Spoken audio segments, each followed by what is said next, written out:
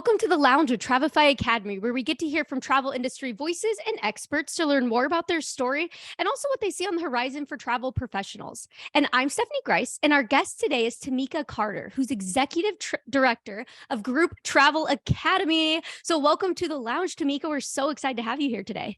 Thank you so much, Stephanie. I'm so excited to be here. I know this is super exciting. We've been working, a couple months together, and now I'm really excited to work with you today. But also, this is a really cool special episode because we're treating this almost like a pre-show for our upcoming webinar series, which is called Travefy Academy's Grow with Groups mini event, which is happening on Thursday, May 18th. And here's the cool thing: is it's going to be all day. It's all about group travel and selling group travel, and it's going to be 3 different webinar sessions along with this podcast bonus right here. But then Tamika's going to be joining us again at 11 a.m. Central Standard Time for the webinar again. So she's just lending so much expertise. So this is exciting. It's really cool. Very excited. I'm really excited to be here. Let's I get know. into it. I know. And that's the thing. There's so much that we had to create a podcast to have before. So this one's going to be all about like, okay, you want to do group travel, start here. And so that way, hopefully this just helps get everybody in the right mindset. And then on May 18th, we can go into the deets and the details and all the nitty gritty stuff. So really cool, but you can sign up for that academy.travefy.com. I'll link it in the show notes as well. But yeah, like you said, let's get going. So, okay, but before we go into group travel though, I do want to know, can you just share a little bit more about yourself and how did you get into like the group travel side of the industry? Absolutely. Absolutely. So, as you said, I'm the founder and the executive director of the Group Travel Academy, where I help travel business owners create group travel businesses and brands that attract their ideal perfect clients so that you can really truly build a business that you love. Now, my story is probably very similar to a lot of you out there. Basically, I wanted to travel more when I was younger, and I didn't have any money. I was broke. I was broke, as my daughter says, I was a brokenaire, right? And I wanted to travel more, and I wanted to figure out, like, how can I do this? And be able to afford to travel and really explore all the places that I wanted to go. And so I had heard, probably like a lot of you, that that travel agents get to travel for free on these fam trips. And of course, we know that it's not 100% that way, right? Once you get into it, you learn more about the process of going on fams and so forth. But I decided to be a travel agent, and it was a real struggle for me, to be honest. I was going to trade shows, conferences, just attending any kind of trainings that I could. I even went in to sit in at a brick and mortar shop to try to learn some things, but I didn't know anything about GDS booking systems. I tried network marketing programs, and y'all don't judge me, but I even tried like marking up like internet rates, like searching for something on like an Expedia or Travelocity and marking it up like $50 a person, right? I know I'm not the only one who did that, so don't judge me. So, but I really, really struggled, and I really struggled to learn the industry. I had no credibility or anything like that, and nobody would take me under their wing. And so I was really ready to just give up on my travel business altogether. And my mom asked me one day to plan a cruise for our family, and I had never been on a cruise before myself. And so I put together this group cruise for us. Excuse me. And there were supposed to be about 8 to 10 of us going on the cruise. And when I put it together, booking it was so easy. It was seamless. It was very easy to work with the cruise line to get everything together. And y'all, the cruise booking grew from like 8 people who were originally supposed to go to like 40. And I made like $2,500 on accident because I gave all of the amenities and perks and everything. I gave them all back to everybody because they were my family. So I wasn't trying to make any money off of them. But I still made $2,500 on accident. And that was like 20 years ago. I was like 26, and $2,500 like was like $25,000 to me at that time. And so at that point, I just decided, you know what, this is what I'm going to do. Like, this was such an easy process for me. And it really was, I was really able to see some money in my business for the very first time. And so I decided to exclusively focus on group travel.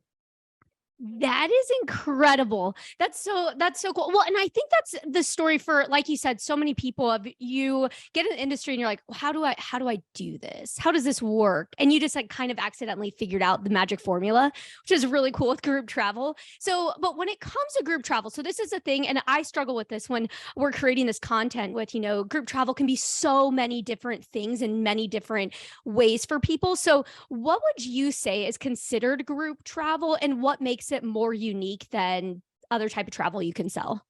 Absolutely. So group travel just in general is really any group of people who are traveling to the same destination for a similar experience. They may or may not be traveling together. So it really just depends on the industry standard. So for example, for an airline considers a group 10 or more travelers flying together on the same flight, right? But for a hotel and resort, they typically require 10 or more rooms to be considered a group booking. However, we're seeing these days, especially as we're coming out of COVID and hotels are really trying to get people interested in traveling again, which we know they really are right now, right? Like everything is booming at the moment.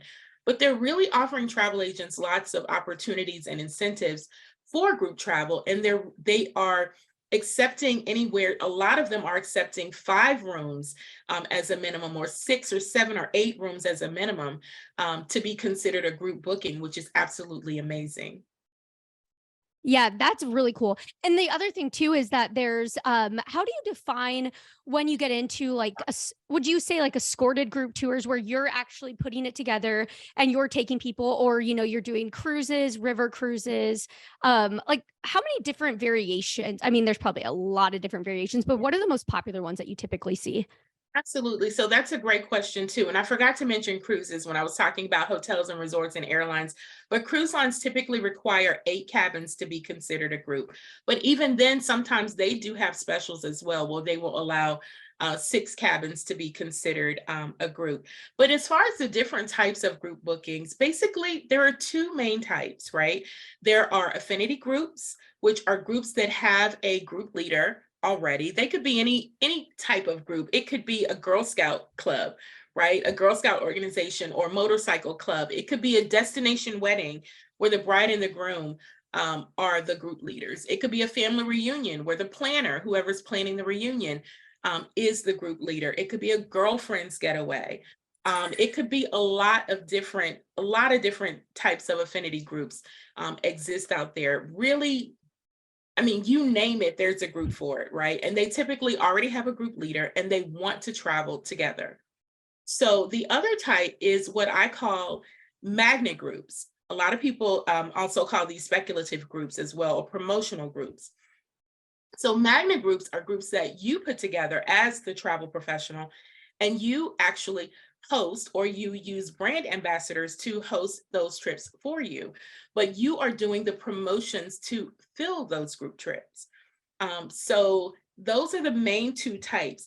Now, one method that we teach at the Group Travel Academy is called the massive group travel success formula, where you actually combine magnet groups with affinity groups for successful, iconic vacation experiences. And so that's just a really unique model that we love to teach to help you fill your groups at the Group Travel Academy.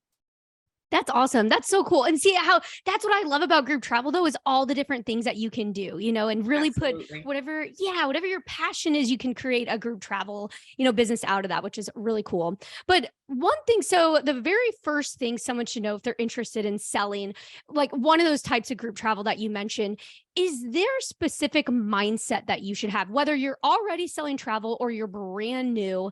Mhm. Is there something that you're like, you have to go in knowing this?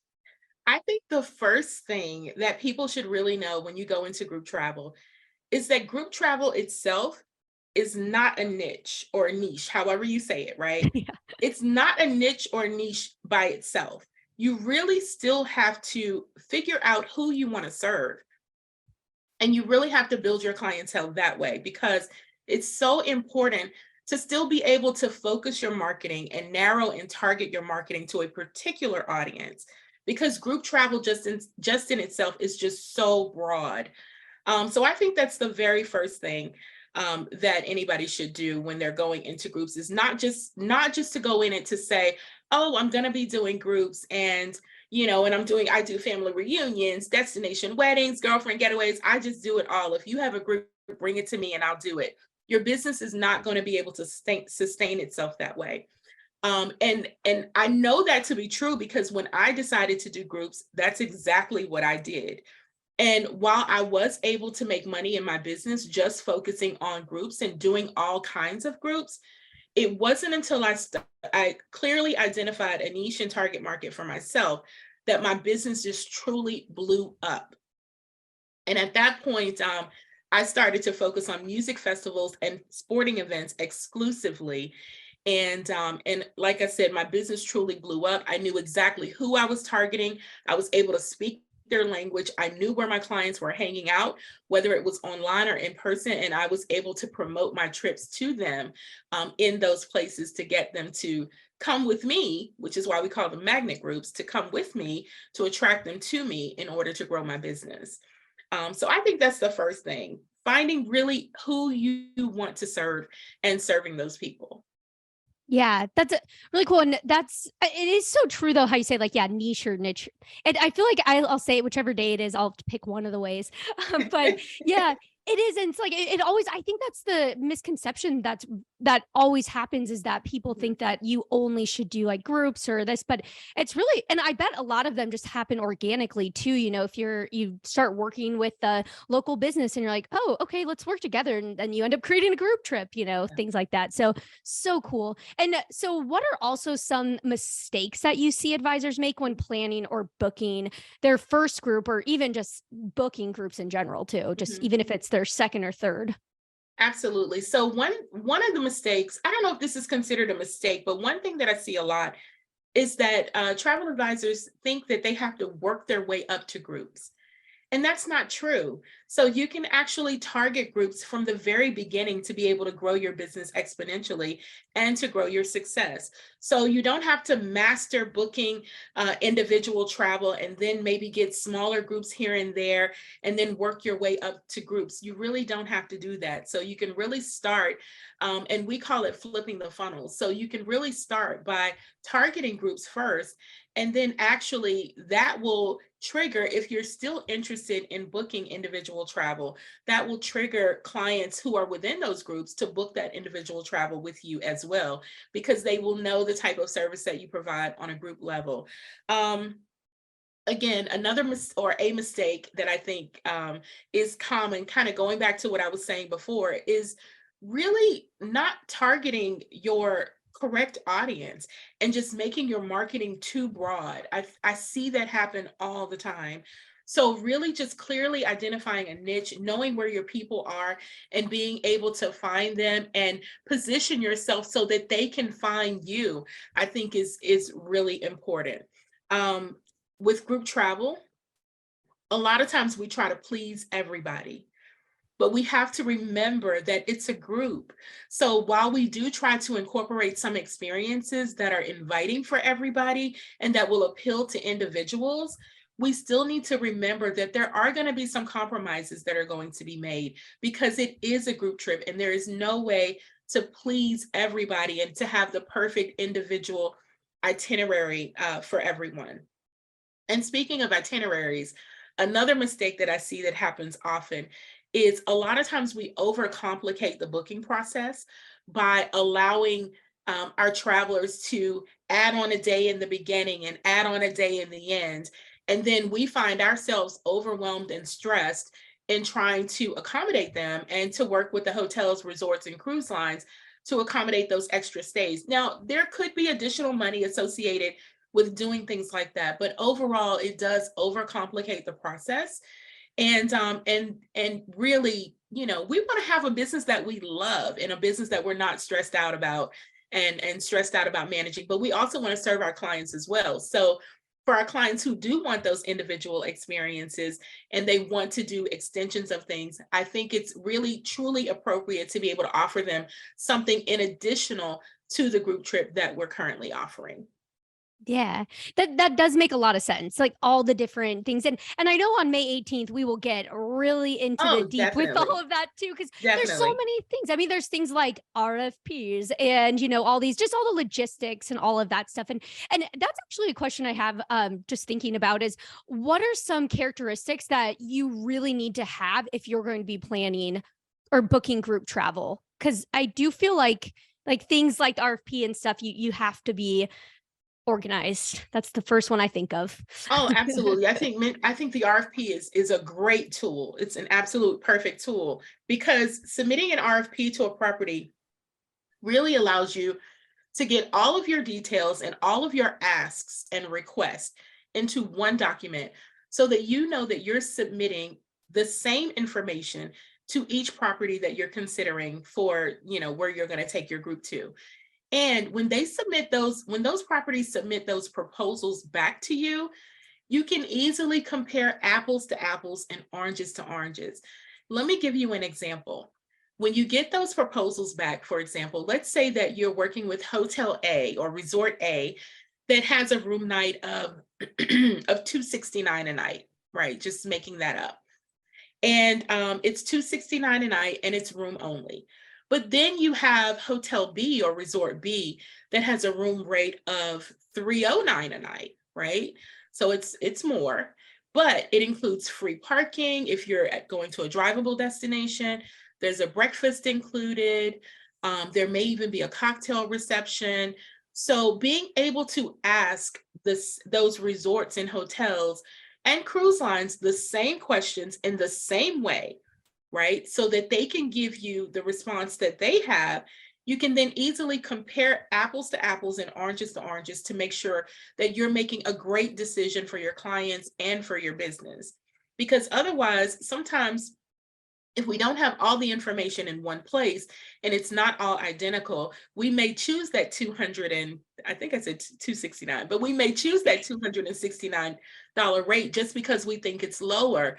But really the overall value of the 309 rate is just so much better for our group. So I think that's really important. Yeah, that is really true. Just going in with that mindset of like, okay, you're going to compare apples to oranges, just like you said. And so it's a little different. I know it's very similar if you're doing normal group travel and you're like finding different rates and options, but it is different with the group because everything is adding up in a different way. So really interesting there. And what other things are there? Anything else that we should know before we go into May 18th, and we really dive in? Is there anything else like I was wondering too if you could share maybe like a success story from maybe like even from you or just one of your students, things that you've seen where group travel really was like that was awesome. That was very Yeah. successful. Oh, absolutely. Absolutely. I have a client who her name is Jan. Love Jan. Jan started working with us probably a couple of years ago, and she inherited her travel agency and really didn't know how to operate her agency. So someone actually gifted it to her, and she was really trying to learn, and she was trying to learn how to do the individual bookings, the fit bookings, and all of that, and was really struggling. And then we were having these live training sessions, which we do, and she was missing the training sessions every night, every week. And so we were trying to figure out, well, why is she missing these? Or I was trying to figure out why is she missing the sessions? So I reached out to her, and she was actually missing them because she was supporting a youth theater group, and it was taking up so much of her time. And so, in talking with her, we came to the conclusion that this is who you should be targeting. This is who you should focus on. This is what you love. This is what your interest is. And so that's another thing too, is it's so important to build a business, to build your travel business around your passion and your interests and around the people that you are already surrounded by, right? A lot of us already have our clients like right around us, and we're in the same networking groups, whether they're online groups or Facebook groups or in-person groups and meetings and things of that nature. So we're already around these people. We just need to realize that we can serve them in a different way and we can serve them with travel. So at any rate, Jan created an additional brand of her business called Destination Showbiz.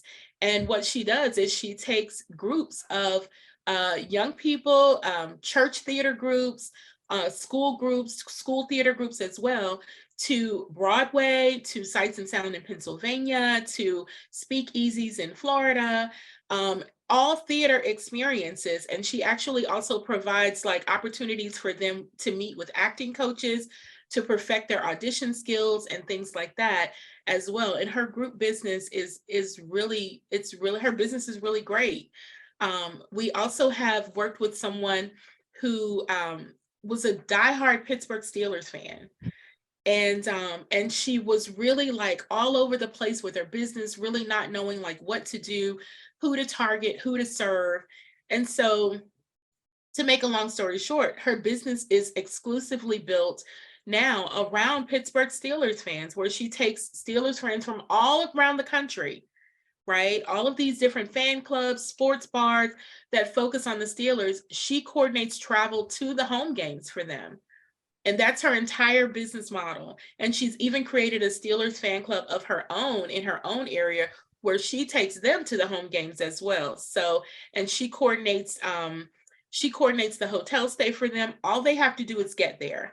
But she coordinates the hotel stay, uh, opportunities with cheerleaders and players, stadium tours, and things like that, which is a really exciting experience for her travelers.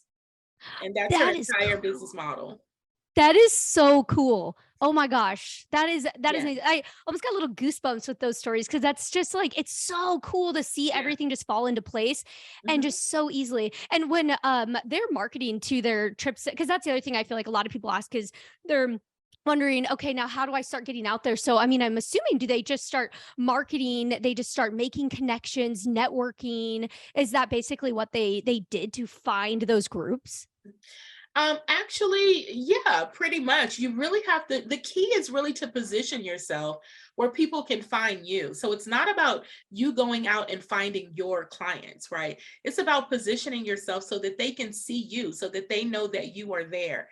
So, for example, joining Facebook groups, right? Like Facebook makes it so easy for us, where you can join Facebook groups that have the same audience as the audience that you're targeting, and just comment on those, on posts like periodically. Maybe even change your Facebook name. For example, my Facebook name is Tamika Group Travel Queen Carter. So people always know, like when I'm posting, they know, oh, she does something with group travel. And if they're not sure, they reach out to me by messenger and say, I see group travel in your name, what do you do? So it gives me an opportunity to explain that.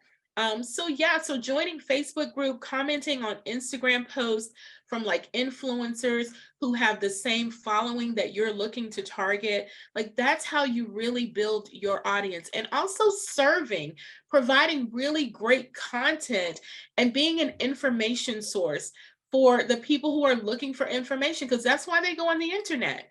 People go online to look for information. So for example, if you're targeting, I don't know, I'll talk about Samantha again, but if you're targeting Pittsburgh Steelers fans, and you know that there's a player who was just announced on injured reserve and he's not going to be playing on Sunday, then yeah, post that in the Facebook group. Hey guys, did you know that this person da da da da? And they can start to see your name and see what you do. And then when it's time for you to put your trip out there, they're already familiar with you. You've already built that know, and trust factor. And they're more apt to be able to see your offer and be wanting and want to travel with you. Yeah. Oh, it's so cool. Oh, I could keep going in, but I don't want to, we got to leave things for May 18th, but there's Yes. just so many there's so much good stuff. So this is what I would challenge everybody listening in is before this, your homework is think about if you're getting into group travel, what it is that you would be into. Is that usually how you train? Like almost not finding your one niche because it probably just happens, organically as well. But I would say that's probably what is there anything a mindset that they should have to think for homework that you would give them before May 18th? Absolutely. I would say think about think about what you're passionate about. Think about your passion. Think about what you feel like your purpose is.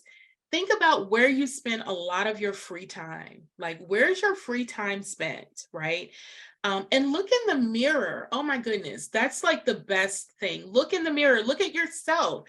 Think about what you like, what your interests are. Again, where you spend your time, because you're already in those you're already in those groups. Most likely you already attend those events, you already read those magazines, you already read those articles online, so you are most likely your target market. And so that is what I would say, to just to add to what you're saying, Stephanie, in terms of just really thinking about that in preparation for the May 18th event, because then when we come back on May 18th, okay, how can you truly target your people, right? And get some group trips going. Yes. Oh, I love it. I'm so excited.